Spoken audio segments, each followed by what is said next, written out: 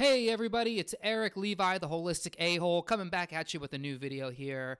Today, talking about a story that was published in the Washington Post titled, "Teen Suicides Are Increasing at an Alarming Pace, Outstripping All Other Age Groups," a new report says. So let's just get into it, shall we? This was published today. So suicide death rates among teenagers and young adults have increased at an alarming pace in the past decade, according to a new government report. While suicide has steadily become more common across the population, the increase among youth has outpaced other age groups. So, man, I couldn't imagine what it's like to be a teenager right now. I think about this all the time. Just, the day and age we're living in, like I came up, I was a teen in the late 90s, early 2000s, and people would say that was tough. Older people would say that was unimaginable. Maybe that's just like a thing that happens as you get older. You just kind of have this thing where you start to think like, man, it's either I couldn't imagine being a teenager now because it must be so hard, or man, I couldn't imagine being a teenager right now because these kids got it so easy. I'm starting to get into that. Well, I've been in that age for a while now, where it's like, you kids don't know what it's like to have flip phones. You kids will never know what it's like to have to watch scrambled porn on your TV set while your parents are asleep, or you hope they're asleep. You never know what it's like to have your mom come downstairs while you're watching porn on a scrambled television set, and you're barely making out a nipple, and your pants are down to your knees. You never know what that's like. Kids will never know what that's like. But now, teenagers, it's like first world problems are serious problems for kids. Like there's just too much. There's just too much as a teenager. It's like when I was a teenager, it's like all I had to worry about was going to school, playing sports, and getting my homework done. And being home before the lights came on. I don't know. It was like it really wasn't that bad. But of course, when you're a teenager and these hormones are starting to formulate in your body and things are going crazy, and you're starting to get hair where there wasn't hair before, and your voice starts to drop a little bit. Mine never really did, but other people's voices dropped. It was just always a crazy time. Like everything was always like at a million, and the more that I understand about nutrition and diet and holistic health, the more I really start to kind of wonder, like, when it comes to teenagers and hormones, is this really a thing about hormones, or is this a thing about diet? Because, and we'll talk about this as we talk more into the article, but these diet can play a huge role in the way that your emotions are. A lot of mood diseases can be tied to diet. Depression can be tied to diet. Anxiety can be tied to diet. Even, PTSD in a way can be tied to diet and lifestyle. So, so sometimes I wonder, like, when it comes to teenagers, especially, when you're going to school, you're not sleeping a lot. It's very important to keep up with your social life. So you have so much stress in your life to begin with, so much cortisol pumping all the time. And then you have a diet. Typically, most teenagers are not, very health conscious. I definitely wasn't when I was a teenager. So you're eating a ton of sugar. You're eating a ton of just garbage, fried fatty foods. You're overeating. There's all kinds of dietary issues going on when you're a teenager, and then the hormones start kicking in, and it's like they're accelerated. As a kid, your hormones are starting to formulate, and they're even more accelerated. So your garbage diet is even more profoundly affecting the natural changes that start to happen in your body when you're that age. So I guess my point with all this is, physiologically, man, it's got to be tough. It's got to be real tough to be a kid right now, especially with things like social media.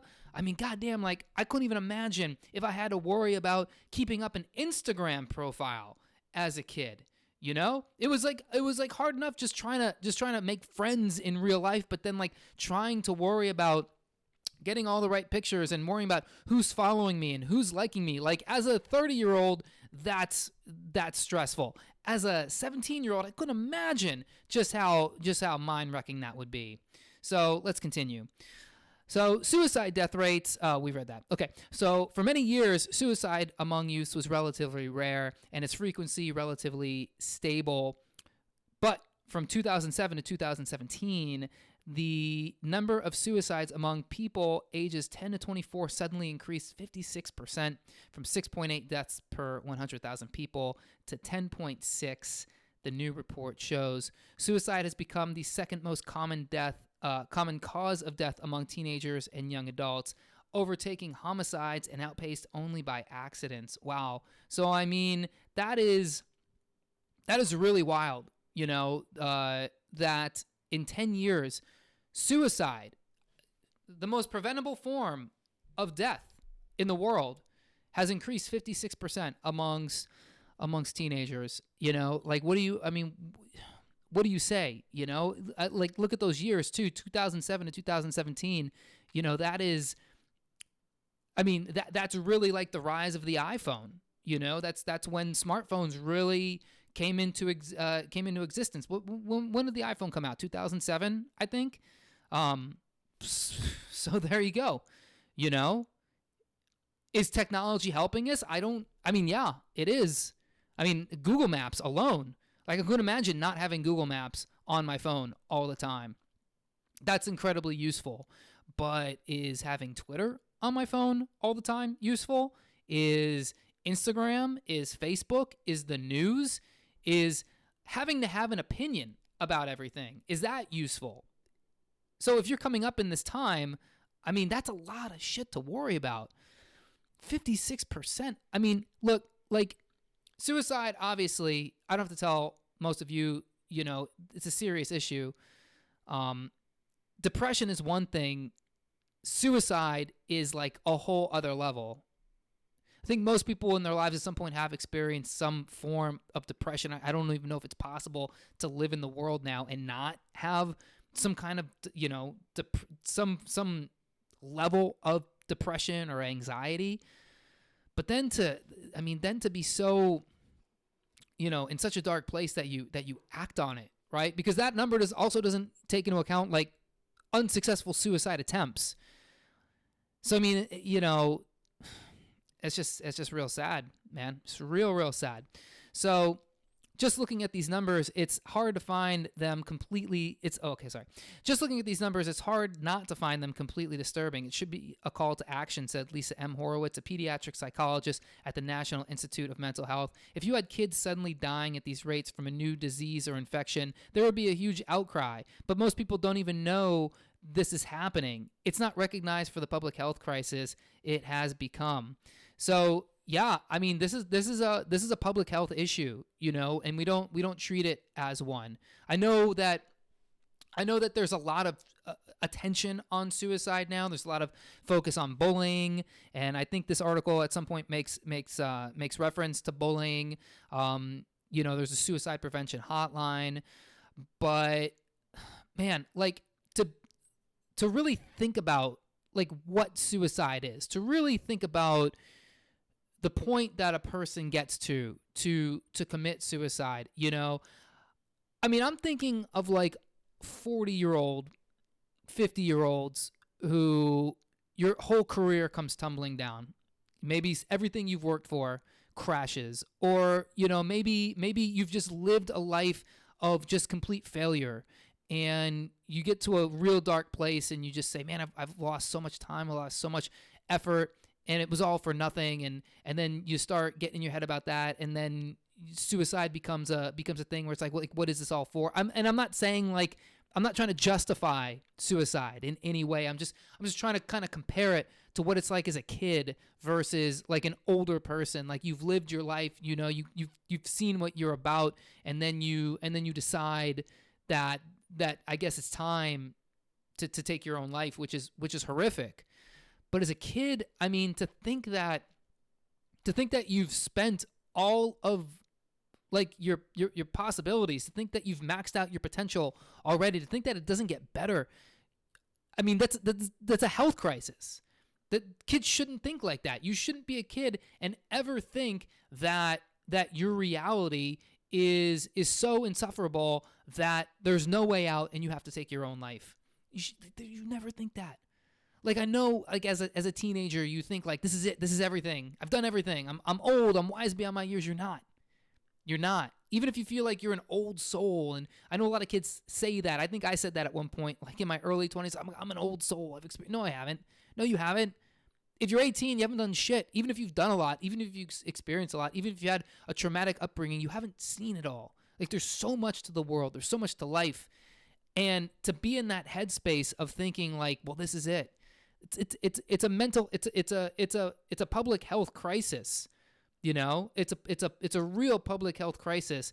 And personally, you know, just kind of, again, coming from the holistic health perspective, I will say diet probably has a lot to do with it. I will say your environment, which diet is in. Diet's a part of the environment. You know, diet is a part of that world of the environment. You have, if you're eating a ton of sugar and it's driving your hormones crazy, if your gut is a disaster, which a lot of kids, you know, especially kids that are teenagers now, you know, who were born maybe in the late 90s, subjected to a much higher vaccination schedule. So you've had a lot of substances being injected into you. And, you know, these vaccines have been tied to a lot of gut disorders. Remember, 90% of the serotonin in your brain, and it might even be 95%, originates in your gut. So if you don't take care of your gut, you might not be making enough serotonin to go into your brain. And serotonin, this is the happy chemical. This is like a happy neurotransmitter. If you don't have enough serotonin, it is physiologically impossible to feel happy. This is what antidepressants are made for. They're made to keep serotonin in your brain. Serotonin, selective serotonin reuptake inhibitors. That's the whole point of them, is to keep as much serotonin in your brain, even though those, you know, SSRIs have their own you know, set of issues and problems. So if your gut's a mess, you might not be making enough serotonin to end up in your brain in the first place. If you don't have the right nutrition, there's a chance that you know, the electrons and the different substances that physically transport the serotonin up your vagus nerve to your brain might not be working right. I mean, there is a lot of nutrition that goes in to mental health that a lot of people are afraid to talk about, because then it means we have to actually look inside. And people who are depressed, people who take care of depressed people, don't want to go into that territory. You have to tread lightly. You know, we're afraid to talk about, every time someone says we have to have a discussion about mental health, and we try to start having a discussion about mental health, you know, it always comes back to you're being insensitive, because there's no way to talk about this without a little bit of, you know, of victim blaming. You know, and it's not blaming the victim. It's just, you have to take responsibility. You have to take responsibility for your actions. The food you put in your mouth, you're the only one putting that food in your mouth. If you're eating Cheetos and Doritos and drinking sodas and, you know, as a kid, drinking booze or smoking pot, or doing even worse drugs, if you're doing a lot of Adderall, if you're doing, you know, any of these things that kids do now, yeah, it's going to affect your neurobiology. It's going to affect your neurochemistry. It's going to affect your whole physiology. And if your gut physiology is messed up, your brain physiology is going to be messed up.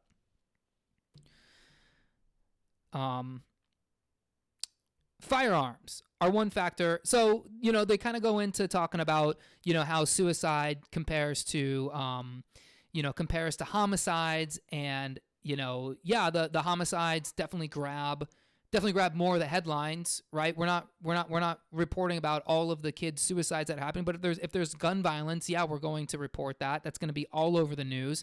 And I mean, that's definitely a struggle. We don't want kids having guns, but, you know, again, we're not focusing. Well, why does a kid pick up a gun in the first place? Why does a kid grab a gun and go to a school and shoot his classmates or even just isolated incidents. Why does anybody grab a gun and shoot somebody? And I think there's probably a psychological difference between a mass shooting and and like a one-off isolated shooting. A mass shooting. I mean, that's psychotic, right? That's so psychotic. That's like it's like a game. It's like a numbers thing at that point. Yeah, that's a mental health thing. So I mean, they're in this article trying to make that comparison. Here they're talking about the sharp increase in teen suicides has especially frustrated and puzzled researchers who have struggled to explain its causes. Some have attributed it to changing social structures, lack of community, and the rise of social media and smartphones. Others have pointed to bullying and less sleep. I mean, wow, they just really glaze over some real important stuff there, like, some people have attributed it to social structures and lack of community. Some people have attributed it to bullying and, less sleep. Yeah, that's a big deal. Less sleep. If you're not sleeping, if you're not resting your brain, yeah, I mean, they pull people over now and give them tickets for driving while being sleepy, because it's such a detriment to your brain if you're not sleeping enough. That, of course, kids are not sleeping enough, right? They're going to school 6-7 hours a day. Then they've got extracurricular activities, or they're just going to their friend's house. Then they're going home, and then they're sitting up playing video games on the phone, watching TV. Hey, Netflix doesn't make billions of dollars every year just because I'm the only one watching it. I'm not watching the shows that kids are watching. Those are pretty popular. YouTube, billions of views, every single day on YouTube. Who's watching that stuff? Not me. I mean, I'm watching a little bit of it, but yeah, I mean, kids are up all day, all night. And then especially if you're talking about something like screen time, the phones, the computer, the TV, I mean, the blue light, they're just now starting to understand. They're just now starting to kind of connect the dots between excessive blue lights in the brain, and psychological, physiological functioning. I mean, it's a disaster, dude. It's a serious problem. And, look, if you're a kid and you've got a lot of screen time going on, it might behoove you to get yourself some of those blue light blocker sunglasses that all the cool biohackers wear, which like 20 years ago, only old people wore those things, the blue blockers. But, you got to keep that stuff out of your brain, right? So, I mean, in this article, it really does talk about more kind of the same. But the thing I just wanted to bring up was just the fact that these suicides have gone up so dramatically, 56% in 10 years, and we're talking about the age of the iPhone, the last 10 years. So what does that tell you, man? This technology, even though I'm using it right now, even though we're all using it right now, we're not using it right, and it's not helping. It's definitely not helping young minds. And for kids, like, there's not one answer. There's not one answer to the suicide problem. There's many different answers. It's all individual, but I think a lot of it comes down to way more physiological than emotional that we're giving credit for. We could sit here and we could do campaigns about not bullying and not making fun of people. Okay, does that help? Maybe a little bit. But if we really want to change the problem, I mean, we have to really approach it from the angle of, well, what are kids putting in their bodies? What are the foods? What are the drinks? I mean, corn syrup. Jesus Christ. Kids are drinking corn syrup. Kids are eating corn syrup. Kids are eating fried, canola oil. Kids are eating refined sugar. I mean, we know that has detrimental effects on the body. And of course, that's going to lead to detrimental effects on the mind. All of the drugs, we didn't even talk about antibiotics. We haven't even talked about, anti-anxiety medications. All of these different substances, right? That kids have been on for so long, especially kids who have been medicated with things like Ritalin and Adderall since they were very small. There's kids that are like 5-6 years old on Adderall. There's kids that are less than 10 years old that are on antidepressants. I mean, we got to take responsibility, man, especially as parents. You know, we got to take responsibility for what we're putting on our kids, and we got to take some responsibility for making sure they're raised right. Instead of focusing so much on our own careers, you know, we got to focus on our kids. I know that's like very cliche to say, but this is a societal problem. It's not just like, hey, that's a statistic and that's sad. It's like, no, I mean that is a reflection of where we're at as a society. You know, it's, as much as I hate to say it, it's like the family unit. You know, it's like it's falling apart. You know, it's not right. Even if you come from a one parent home, you're not doomed. I came from a one parent home. Most people I know came from a one parent home. That's not the end all be all. But is that one parent or the split duty between the two parents? Are they genuinely putting their focus into their kids? Are they showing them the love? Are they not so worried about their own dating lives and own social medias? Also, hey, stop putting your kids on video. Stop putting your kids on on your Instagram and your YouTube. Let kids be kids. You know, make them go outside and play. Make them go outside and be social. The video games, all of it. It's the lack of community anymore. You know, all of it is. I don't have to say it. It's like we all probably know this by now, but I mean, it's such a multifaceted problem that to just sit there and be like, well, we got to talk about mental health, which means we got to put kids on more medication. It's just not the right conversation. And I really hope that from this story here, that's not the solution that people think of. So I'd love to know what you think. What is your solution? What do you think is the real problem plaguing teenagers and children these days emotionally? Is it bullying? Is it social media? Is it diet? I'd love to know your thoughts. Put them down there in the comments. If you haven't done this yet, please subscribe to the Holistic A-Hole channel. Click the little bell icon there to get notified every time a video comes out. And if you haven't done this, go on over to the iTunes, subscribe to the Holistic A-Hole podcast. I'll catch y'all in the next video. Peace.